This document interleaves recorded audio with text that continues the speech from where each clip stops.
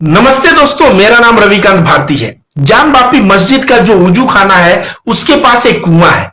कहा जा रहा है कि उस कुएं से एक शिव का शिवलिंग प्राप्त हुआ है और उसके बाद उस एरिया को सील कर दिया गया है कि उस एरिया में कोई आ जा नहीं सकता। तो जो 1991 का एक्ट है, उस एक्ट के अनुसार आजादी के बाद जो मस्जिद है मस्जिद रहेगा, जो मंदिर है मंदिर रहेगा। इनके स्वभाव के साथ कोई छेड़छाड़ नहीं होगा, किसी तरह की पाबंदी नहीं होगी। लेकिन आज यह एरिया सील करके उस कानून का उल्लंघन किया गया है। आपको बता दें दोस्तों, ऐसे ही हुआ था बाबरी मस्जिद के साथ। 1949 में एक नफरतबाज ने वो क्या किया, वहां पे मूर्ति ले जाके रख दिया और दूसरे दिन वहां पे एक नफरतबाज डीएम, उसके अंदर भी कीड़ा था, वह डीएम जाके सील कर दिया। सील करने के बाद राजीव गांधी ने ताले तोड़ दिए, वो भी बिना मुसलमान समाज से पूछे, और अंत में बाबरी मस्जिद को शहीद कर दिया गया। और किस तरह से निर्णय आया, और सुप्रीम कोर्ट निर्णय देते वक्त कहा कि यहां पे बाबरी मस्जिद के नीचे राम के मंदिर होने का कोई प्रमाण नहीं मिला। तो आप समझिए कि अल्पसंख्यक और मुसलमानों को केवल राजनेता और राजनीति के लिए टारगेट किया जा रहा है। कुछ दिन पहले आया था कि अजान, कि मुसलमान जो है अजान जोर से चलाते हैं वो गलत है, और हनुमान चालीसा जोर से चले वो सही है। लड़की घूंघट करे तो सही है, लड़की हिजाब अगर पहन ले तो गलत है।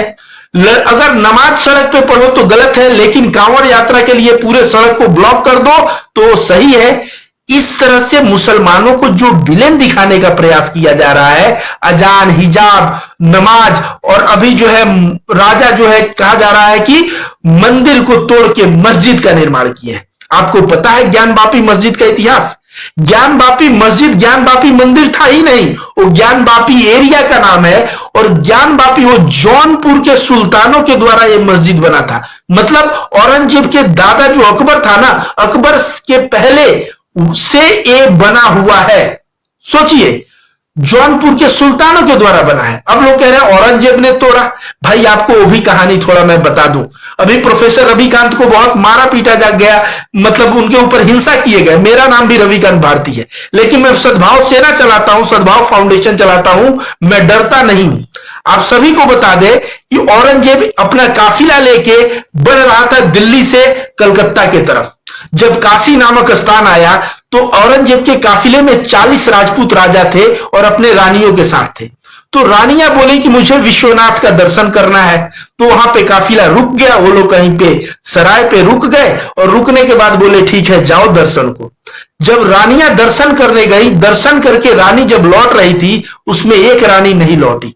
तो जो साथ गया था बंदा, वो मंदिर के प्रांगण में गया तो देखा वो नारी जो है अर्धनग्न अवस्था में पड़ी हुई है। तो कहीं कि मंदिर का जो मुख्य पुजारी है उसने मेरे साथ बलात्कार कर दिया है। यह बात जब सुने तो राजपूत राजाओं के पास बात गई, उनका खून खौल गया, और वे लोग तलवार से तो गर्दन तभी काट दिए होते, लेकिन फिर भी फैसला हुआ और इंसाफ के तहत उस पुजारी को मृत्यु दंड दी गई। फिर बाद में हिंदू तबका ही कहने लगा कि हमारे भगवान शंकर का जो शिवलिंग है, शिवलिंग के साथ इतना मतलब जो अपवित्र कार्य हुआ है शिवलिंग के पास, वहां पे शिवलिंग नहीं रहेगा, एक जगह अपवित्र हो गया है। शिवलिंग को उठा के दूसरी जगह शिफ्ट किया गया। उसके लिए औरंगजेब ने फंड भी एलोकेट किए। उसके बाद यह मंदिर को तोड़ा गया।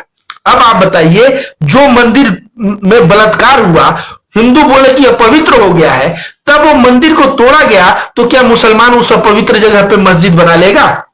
तो ये मस्जिद जो है जौनपुर के सुल्तानों ने बनाई है।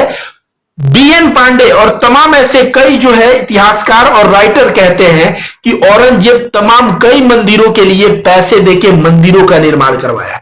याद रखिए, कोई भी राजा कहीं भी अगर रहता है तो वहां के प्रजा के भावनाओं को कद्र करना पड़ेगा। अगर 80% हिंदू के देश में एक मुगल और मुसलमान आके राज कर रहा है, हिंदू भावना को अगर सम्मान नहीं करेगा तो टिक नहीं सकता था इस देश में। ये बात आप लोग याद रखिए। इसी तरह लोग कहते हैं कि मोहम्मद गजनवी आया सोमनाथ को, सोमनाथ अगर मंदिर तोड़ता तो रास्ते में हजारों मंदिर थे, उस सोमनाथ को धन लूटने आया था, पैसे लूटने आया था। शायद आपको पता नहीं है, जब सोमनाथ लूटने जो मोहम्मद गजनवी आया तो मुल्तान जो जगह है वहां का राजा अब्दुल दाऊद था और उसने रास्ते में रोक दिया, और रास्ते में रोकने के बाद उन दोनों में युद्ध हुआ। युद्ध में जामा मस्जिद जो मुल्तान की है वो शहीद हो गई। तो जो देखिए राजा जो है, अगर कोई मंदिर तोड़ा तो धन के लालच में तोड़ने का प्रयास किया, अगर कोई मंदिर तोड़ा तो हिंदुओं के भावनाओं और हिंदुओं के बातों पे तोड़ा। कोई भी राजा जबरदस्ती हिंदू मंदिर को तोड़ के शासन नहीं कर सकता था। और तमाम ऐसे हिंदू राजा का एग्जाम्पल है जो अपने पड़ोसी हिंदू राजा जिनसे दुश्मनी थी उनके एरिया में जाके मंदिर तोड़े थे। एग्जाम्पल के तौर पे टीपू सुल्तान पे मराठों ने हमला किया, और जब वापस लौट रहे थे मराठे, जब हार गए या बराबरी पे युद्ध हो गया, तो चिढ़ से रंगपट्टनम का एक मंदिर जो है उस मंदिर को तोड़ा। बाद में टीपू सुल्तान ने उस मंदिर को फिर से रेनोवेट करवाया, फिर से पैसे डाल के उस मंदिर को बनवाया। तो याद रखो, ये राजा जो है ना, ये राजा मंदिर तोड़वा के, लेकिन अभी भारतीय जनता पार्टी की सरकार है, संघ और इन सबका विचारधारा बहुत हावी है।